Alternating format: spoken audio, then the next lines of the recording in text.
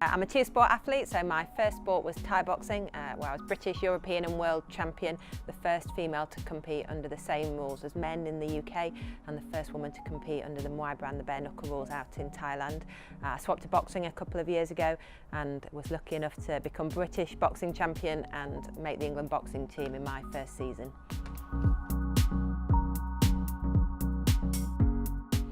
I've been a Youth Sport Trust athlete mentor for about 11 years now. I started on a programme funded by Sport England that was mentoring young people in quite deprived communities around the UK, and really saw the power and the impact of sport and the lessons that you learn through sport on transforming the lives of these young people.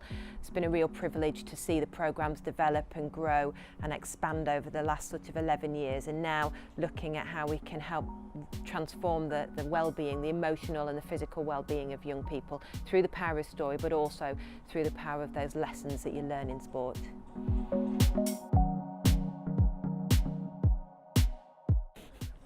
I think over the last 11 years I've worked with thousands of children. I think I calculated it was close to about 100,000 children that I'd either delivered an assembly or a workshop or a camp to. I've been to schools all over the country, and that's the power of sport, is that sport crosses any boundary, any barrier, any location, and my story is applicable whether I'm in an inner city or a rural community. The young people learn the lessons of sport wherever they are. For me, the power of the Youth Sport Trust journey is seeing some of the young people as they go through that progress. So working with them when they're at a vulnerable stage in their life, maybe when they're not in education. I think of one boy particularly who I worked with in my infancy at the YST, who wasn't involved in school, didn't attend any of the social activities that were offered to him, but did engage in the programme the YST were offering him. That boy now is teaching and is the head of the special needs department of his school. Challenges for young people today are really very big.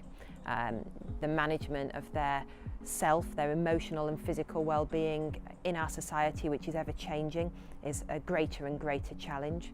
I think that sport offers young people the opportunity to develop in a way that they can't experience in other parts of education, because they feel that change in the moment. It's relevant to them in that moment, and that's how they develop those life skills that are going to help them to navigate this world that we live in. I think athlete mentors bring with them a story that's relatable, particularly the athlete mentors at the Youth Sport Trust, who have stories of overcoming quite significant challenges, many of them, many of the challenges that the young people sitting in the audience will be facing.